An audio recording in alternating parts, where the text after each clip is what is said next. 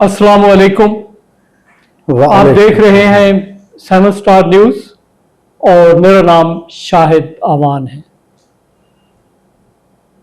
7 star news से हम बहुत से पहले भी इंटरव्यूज़ कर चुके हैं, लेकिन आज ऐसी शख्सियत के जिनकी उम्र मुबारक माशाअल्लाह 86 साल है और वो एक भरपूर ज़िंदगी गुजार रहे हैं, वाकंड के रहायशी हैं, बहुत उम्दा इंसान हैं, पुरखुलूस और मोहब्बत करने वाले। ये जो सीनियर सिटीज़न हैं, ये असासा है हमारा और इनसे बहुत कुछ सीखा जा सकता है। इनकी महफिल में बैठना, इनसे कुछ सीखना, ये बहुत बड़ी बात है। तो आज हमारे साथ मौजूद हैं इंजीनियर मंजूर हुसैन साहब, जो वाकंड से तशरीफ़ लाए हैं।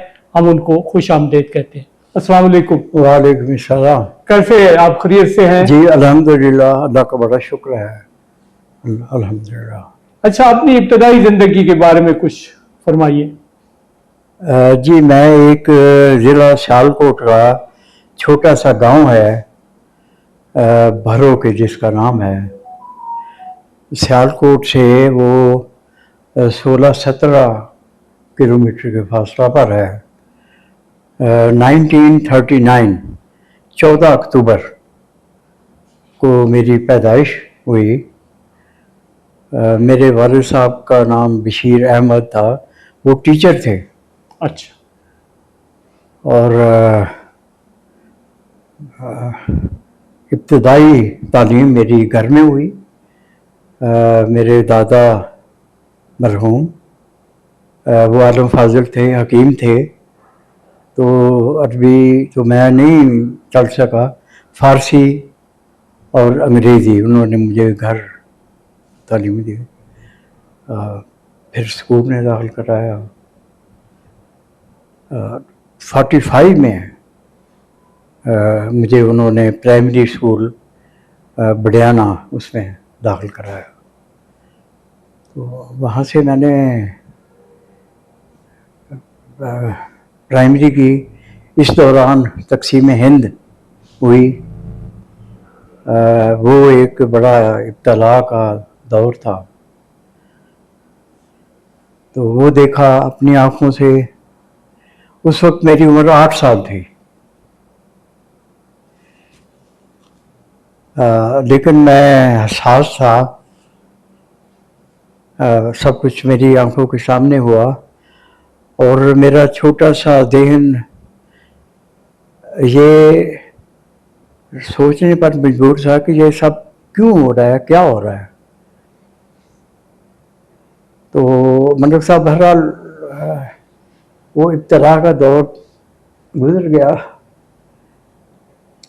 हम कत्ल होते होते भी बचे और मैंने एक सिख औरत को जो अपाहिज थी उसका भी नाहक कत्ल देखा। तो बहरहाल वो वक्त गया। फिर लेकिन वो बहुत से मेरे ज़हन में सवाल छोड़ गया।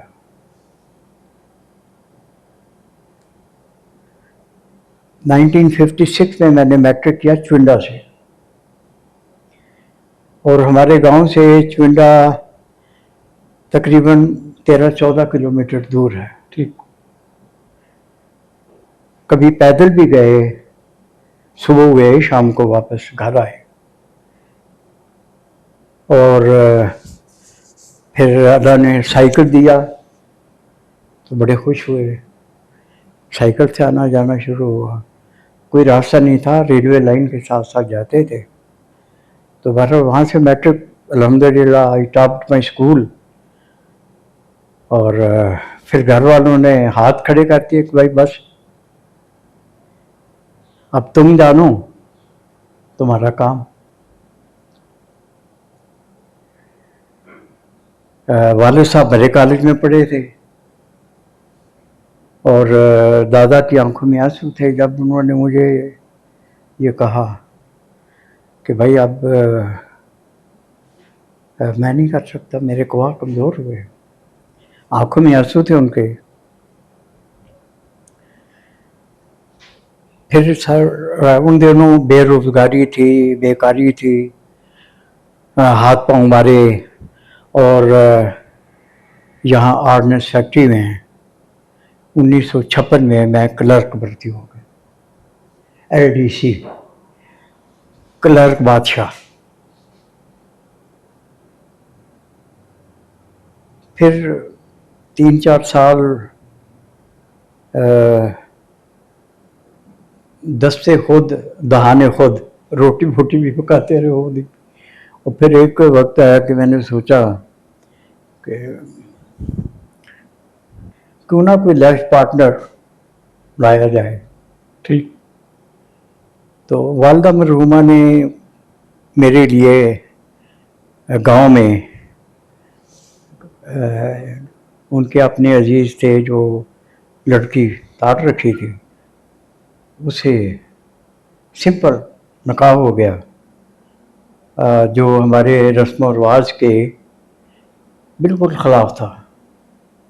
और कोई भी वो तो मानने के लिए तैयार नहीं थे जी कि हमने तो अपने बच्चों का धूमधाम से शादी की है और अब आखिरी बेटी है इसकी, तो हम ऐसे हो नहीं सकता। लेकिन बहरहाल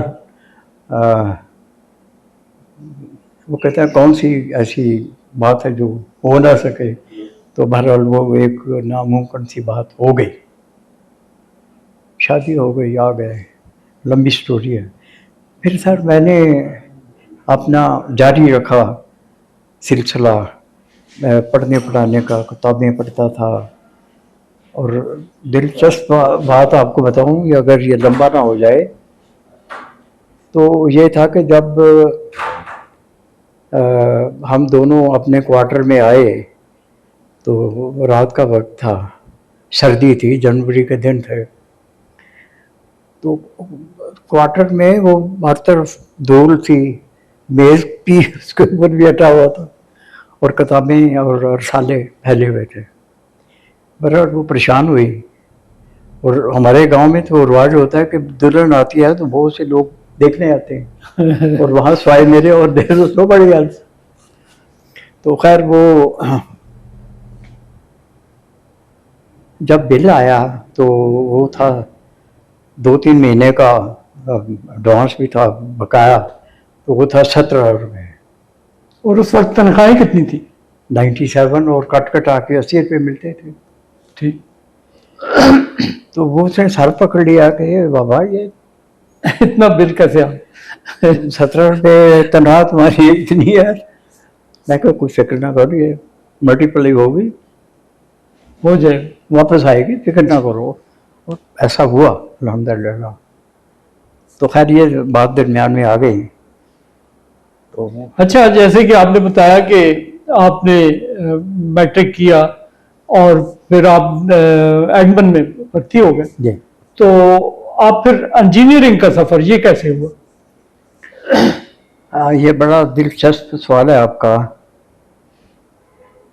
मैं जब क्लर्क था तो हाथ पांव मारता रहता था। कभी मैं सोचता कि वकालत कर लूँ, कभी मैं सोचता कि कोई फाइनेंस का इम्तिहान दे लूँ। उन ज़मानों में ये एकेडमीज़ कोई नहीं थी। जी जी। तो इत्तेफाक से कॉलेज खोला एक हमारे कंटोनमेंट बोर्ड में, सरकारी। एक दिन मैं उनके प्रिंसिपल साहब थे बैदुल्ला साहब, उनके पास गया। मैंने कहा सर मैं दाखिला लेना चाहता हूँ। तो उन्होंने पूछा कि फैक्ट्री में मुलाजिम है, बताया मैंने। उनका नहीं, इनकार कर दिया कि हम फैक्ट्री मुलाजिम को कैसे। बहरहाल साथ एक और टीचर थे, प्रोफेसर साहब थे, उन्होंने कहा जी हम इनको कैजुअल रख लेते हैं। तो वहाँ से मैंने एफएससी किया। एफएससी कर लिया। और जब एफएससी किया तो मेरे टीचर्स की बहुत सी तवक्कुआत थी मुझ पर कि यार तुम इंजीनियरिंग में दाखिला क्यों नहीं लेते। लेकिन वो मेरे हालात का तो उन्हें पता नहीं था। मेरे बच्चे भी हो गए बाई दैट टाइम। तो बहरहाल वो मैंने बददिली में दरख्वास्त भेज दी, वो हो गया। अब क्या करें, ना जाए रफ्तन। रफ्तन ना पाए मादन। ठीक। तो बहरहाल हिम्मत करके वो कुछ, फिर मेरे एक रिश्ते में मामू थे, ही केम टू माई हेल्प। मैंने इंजीनियरिंग कर ली। केमिकल इंजीनियरिंग कर ली। कहाँ से? उस वक्त तो 4 यूनिवर्सिटी थी पूरे पाकिस्तान में। जी जी। ईस्ट पाकिस्तान, वेस्ट पाकिस्तान, एक वहाँ थी, 3 यहाँ थे, एक पेशावर, एक लाहौर, एक कराची। जी। मुझे यूईटी हुई लाहौर। लाहौर। हाँ, बड़ा प्रेस्टिजियस किस्म की यूनिवर्सिटी है। जी जी। और अब तो हमारे यहाँ वाह में 4 यूनिवर्सिटी है। जी बिल्कुल ऐसे। टैक्सला, HIT और हमारे कामसेट, वाह कैंट। तो आपने तो वाह कैंट को बनते हुए भी देखा। जी। ये बस्ती है, लेकिन मेरे साथ नहीं बसी है। बिल्कुल। तो कैसे हालात थे उस वक्त? तो ये बिल्कुल जंगल था। सर इस वक्त जो जहाँ मैं रहता हूँ, जिस जगह पे मेरा घर है, ये ऑफिसर कॉलोनी अफसर कॉलोनी में जी। यहाँ दिन के वक्त भी लोग नहीं आते थे, खौफजदा थे, डरते थे। खौफजदा थे। और रात को तो खैर सवारी पैदा नहीं होता। जी जी जी। तो अब वहाँ चहल पहल है, एक जी, नया जी। शहर आबाद है। और ना सिर्फ वो बल्कि यूनिवर्सिटी है, और हसन अब्दाल तक आ गए हैं, हसन अब्दाल वहाँ तक चला गया है। जी बिल्कुल ऐसे ही है। आपने इसको पाकिस्तान बनते देखा और फिर वाह कैंट को बनते हुए देखा। जी। ये दो बहुत बड़ी बात है कि आपके पास इतनी बड़ी बातें हैं कि अगर ये हम पूरा दिन भी इस पे लग जाए तो ये कम है। जी एग्जैक्टली। लेकिन हम इसको चूंकि मुख्तसर होगा तो मुख्तसर रखेंगे, जी जी। ताकि ज्यादा से ज्यादा आपसे बातें पूछ सकें और आप उस पर गुफ्तगू कर सकें। बिल्कुल। अच्छा, अमली जिंदगी का आगाज आपने तो शुरू में कर दिया था, वाह कैंट में आ गए, फिर अच्छा। उसकी सर्विस कितनी की आपने वाह कैंट QF में? मैं अक्टूबर 1956 में क्लर्क भर्ती हुआ, जी। और फिर मैं सुपरवाइज़र हो गया, टेक्निकल सुपरवाइज़र, जी। चार्जमैन हो गया, और फिर मैंने इंजीनियरिंग करने के बाद यहीं गेस्टेड अफसर हो गया। वो गेस्टेड अफसर भी मैं 3 साल या 2.5 साल, फिर उसको भी मैंने खैरबाद कह दिया। कौन से सन में? ये मैं 1974 में मैंने रिज़ाइन किया था। अच्छा। लेकिन वो 2 साल लग गए आने जाने में, वो एक्सेप्ट नहीं हो रहा था। बहरहाल वो फिर अल्टीमेटली मुझे उन्होंने फारग कर दिया। अच्छा, अपनी फैमिली के बारे में बताइए। फैमिली के बारे में यह है कि मैंने बड़ी भरपूर सेटिस्फाइड ज़िंदगी गुजारी है, अल्हम्दुलिल्लाह। और गुर्बत क्या है, मुश्किल हालात क्या हैं, वो सब अपार्ट। जी बिल्कुल। मुझे जो याद है वो यही है कि भरपूर ज़िंदगी गुजारी है, माशाल्लाह। और मैंने लम्हा लम्हा अपनी ज़िंदगी से एंजॉय किया, खुशी कशीद की है, माशाल्लाह। कतरा कतरा। ठीक। Enjoyed my life through out. ठीक। 4 बेटे हैं, 3 बेटियां हैं, माशाल्लाह। एवरीबडी इज मैरिड, माशाल्लाह। और अल्हम्दुलिल्लाह। हमने क्या पाकिस्तान के साथ इंसाफ किया है? आपने पाकिस्तान बनते उन महरूमियों का जिक्र किया है आपने। सर अफसोस ये है कि बहुत कम ऐसा हुआ, बहुत से कम लोग ऐसे हैं जिन्होंने जो कह सकते हैं कि हमने अपने फ़राइज़ पूरे किए। लेकिन मोस्ट ऑफ द पीपल उन्होंने आई एम सॉरी टू से कि अपनी जिम्मेदारियों से दे लैक्ड, और अब हम अपनी नई नस्ल को ये पाकिस्तान, एक वो पाकिस्तान नहीं देके जा रहे जिसका ख्वाब देखा गया था। जिसका ख्वाब भी देखा गया था। लेकिन अल्हम्दुलिल्लाह इस वक्त ये जो अभी पाकिस्तान हिंदुस्तान की जंग हुई, इसमें मैं ये कन्विंस्ड हूँ कि अल्हम्दुलिल्लाह जो मेरे पहले नज़रियात थे वो बिल्कुल बदले, और ये बदले कि we are in safe hands इंशाअल्लाह। और जिस तरह से पाकिस्तान की कौम उभरी है और दुनिया भर में,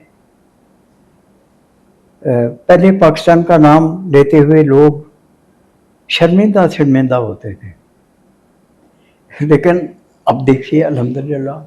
अच्छा, इसका क्रेडिट आप किसको देंगे? फील्ड मार्शल जो फील्ड मार्शल अभी को, और उसके साथ वजह है, आसिम मुनीर साहब, उसकी वजह है। उसकी वजह यह है कि ना सिर्फ ये कि वो एक बहादुर इंसान है, इस्लामी हाफिज हैं, नमाज रोज़ा, बल्कि उनका जो एक अभी जब उन्हें फील्ड मार्शल का ओहदा दिया गया, उसमें उनकी मंगला की रिपोर्ट जो थी, जब उनको सोर्ड ऑफ ऑनर पेश की, वो हैरान कुन है। उसमें कोई ऐसा गोशा नहीं जो उनके सीनियर्स ने उनके बारे में, उनके एसीआर में नहीं लिखा माशाल्लाह। और वो ही ये साबित करता है, और ये उनके लिए ये सब बनता है, और उन्हीं की देर निगरानी जी जी ये सब पूरा ऑपरेशन हुआ। और ये ख्वाब तो बहरहाल किसी ने सोचा होगा जो पूरा हुआ। अच्छा, आपकी किसी बड़े लीडर से, कायदे आज़म या किसी और बड़े लीडर से कभी मुलाकात हुई? अब देखिए, मैं उस वक्त बच्चा था, तो हमारे स्कूल में एक दिन ऐलान हुआ कि कायदे आज़म साहब इस सड़क से गुजरेंगे, तो हम सब लाइन हाजिर हो गए। उनका काफिला आया और गुजर गया।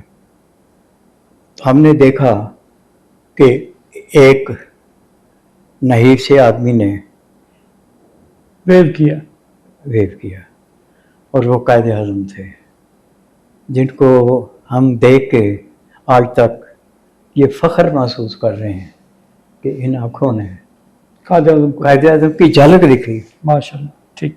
अच्छा, आप अल्लामा इकबाल की शायर के रहने वाले हैं, अल्लामा साहब से कभी मुलाकात? हाय नहीं, वो देखिए, वो हमारी पैदाइश से पहले वो मरे काली के पड़े हुए थे। जी जी।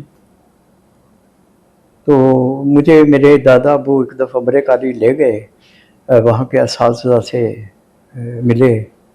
मेरे चूँकि दादा अबू वो फ़ारसी में और उसके आलम थे, he would have spoken Persian.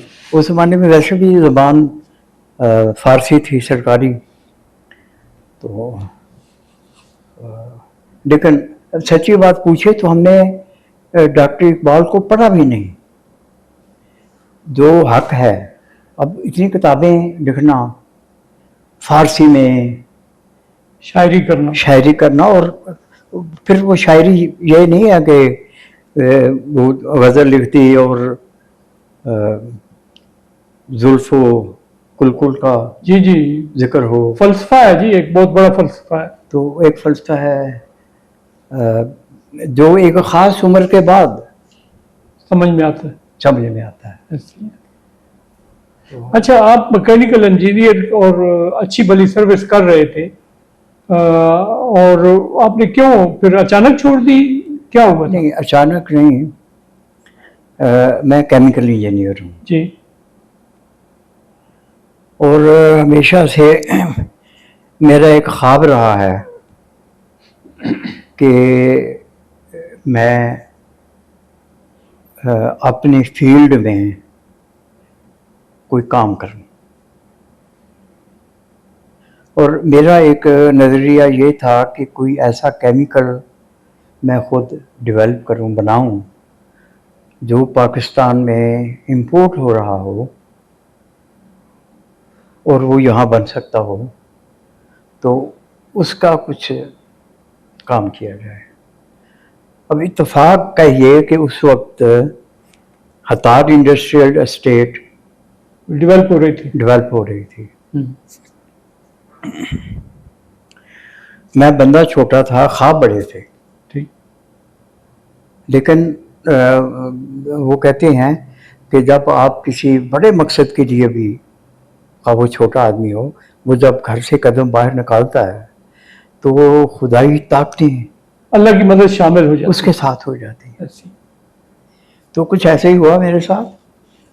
कहाँ मैं एक आदमी हो, कहाँ एक फैक्ट्री लगाना और उजाले की शर्ट बनाना, इस गरज से बनाना कि पाकिस्तान को एक केमिकल। तो लेकिन बदकिस्मती से वो फिर उसके बाद लंबी दास्तान है। लेकिन अल्हम्दुलिल्लाह मैंने अब इस वक्त 200 केमिकल्स ऐसे हैं जो इंपोर्ट होते थे, जिनकी मैंने इंपोर्ट अल्हम्दुलिल्लाह बंद की है। अब प्रोड्यूस कर रहे हैं माशाल्लाह। उसकी मिक़दार खा थोड़ी हो, ज़्यादा हो, जैसे भी हो, हम दफ़ा को दे रहे हैं अल्हम्दुलिल्लाह। और यही मेरी अचीवमेंट है। मुझे अगर कोई पूछे कि भाई तुमने अपनी, अगरचे अभी भी वो मुकाम हासिल नहीं मैं कर पाया जो मेरे उसमें था, लेकिन फिर भी अल्हम्दुलिल्लाह कल को मैं यहाँ से निकलना है, मुझे यहाँ से इस दुनिया से आगे जाना है। जी बिल्कुल। और टाइम 86 साल को तो हो गए, बड़ी करीब आ रहा है, तो मैं सेटिस्फाइड। अच्छा, पाकिस्तानी नौजवानों को आप क्या पैगाम देंगे? जैसे आपने अपना बैकग्राउंड बताया कि एक छोटे से लेवल पे आपने सर्विस शुरू की, लेकिन आपने हिम्मत नहीं आ रही, पढ़ा और फिर उसके बाद वो मुकाम हासिल करने में भी कामयाब, जो आपका एम था। जी अल्हम्दुलिल्लाह। जी, नौजवानों के लिए तो हमारे साथ एक तो यह है कि तालीम एक ऐसी चीज़ है, मिसाल के तौर पे अगर मैंने तालीम हासिल नहीं की होती तो मैं जी आगे नहीं जा सकता, इस मुकाम पर नहीं आ सकता था। तो एक तो तालीम है दिल जमाई के साथ, और उसके साथ स्किल्स हैं जो आज के दौर की ज़रूरियात हैं, जैसे आर्टिफिशियल इंटेलिजेंस है। यस। और हमारे ये जो नौजवान है ये सर खुशकिस्मत है, इनके हाथ में पूरी दुनिया है। जी, गूगल है, एआई है, जो मर्जी उनसे पूछें। अपनी पूरी की पूरी असाइनमेंट्स जो हैं वो बनी बनाई मिल जाती थी। वो बनी बनाई तो हर वो उनके लिए नुकसानदेह है, लेकिन गाइडलाइंस मिल सकती हैं और बड़ा काम हो सकता है। अब अल्हम्दुलिल्लाह हमने ये जो जंग जीती है, ये सारी आपकी एक तरह की ऑफिस में बैठ के जीती है। जी, मिनटों सेकंडों में हुई है ये पर। तो ये है स्किल्स, इनको हम ना भूलें, इनको स्किल्स को हासिल करें। डिग्रीज तो आजकल जितना वो, लेकिन डिग्री होना भी बड़ा ज़रूरी है। अच्छा, नौजवान जो आज मोबाइल में गैर ज़रूरी चीज़ों में फंस गया है, उससे बाहर निकालने के लिए आपको मैसेज देना। सर ये अब चूँकि उस पर मोबाइल पे हर किस्म का मवाद मौजूद है, और जब बच्चा बड़ा हो रहा होता है, जवान हो रहा होता है, तो उनकी जो दिलचस्पियां हैं वो मुख्तलिफ होती हैं। कुछ बच्चों की दिलचस्पियां ये होती हैं कि वो तारीख़ पढ़ें, अपना जिनमें कोई जुस्तजू है तालीम की वो, लेकिन बहुत सा जो तबका है वो गैर ज़रूरी किस्म की पिक्चर्स या उसमें देखते हैं। और वो फिर एडिक्ट हो जाते हैं। ऐसे ही है जैसे कोई आदमी नशे पे लग जाए जी। तो उसको तो मुश्किल हो जाता है। अच्छा, जैसा कि आपने अपनी बारे में बताया, जी 7 स्टार न्यूज़ जो है ये टेलीकम्युनिकेशन कंपनी बन चुकी है, बहुत बड़ा नाम है इसका। माशाल्लाह। इब्तिदा में हमारे जो है इसके ऑनर जो है सीईओ हैं राजा आमिर, जी इन्होंने इसी तरीके से बिल्कुल इब्तिदा में बहुत मुश्किलात में वक्त वाह। शुरू किया था वाह और आज ये बहुत बड़े मुकाम पे हैं। माशाल्लाह। आज जो है यहाँ पे एक तो इनके अपने जो 7 चैनल हैं, इसके अलावा वाकई टेक्सला डिस्ट्रिक्ट अटक रावलपिंडी डिवीजन बैरिया टाउन माशाल्लाह। वहां तक नशरियात देखी जाती हैं। तो इन्होंने भी इसी तरह शुरू, उसके बाद में चंद अल्फाज आप। मैं इनका शुक्रिया अदा करता हूँ, आपका भी राजा साहब का भी, जिन्होंने मुझे ये मौका दिया। बल्कि इससे यह है कि मेरे अपने भी एक आउटलेट हो गया, मेरी अपनी भी तरसेज हो गई और मैं 7 स्टार्स का मशकूर हूँ और इनके लिए दुआ गो हूँ कि ये दिन दुगनी रात चौगनी तरक्की करें और आगे बढ़ें। राजा साहब का नाम तो मैंने सुन रखा था, तो आज उनसे मुलाकात भी हो गई आपके तोसर से और मुझे उम्मीद है कि राजा साहब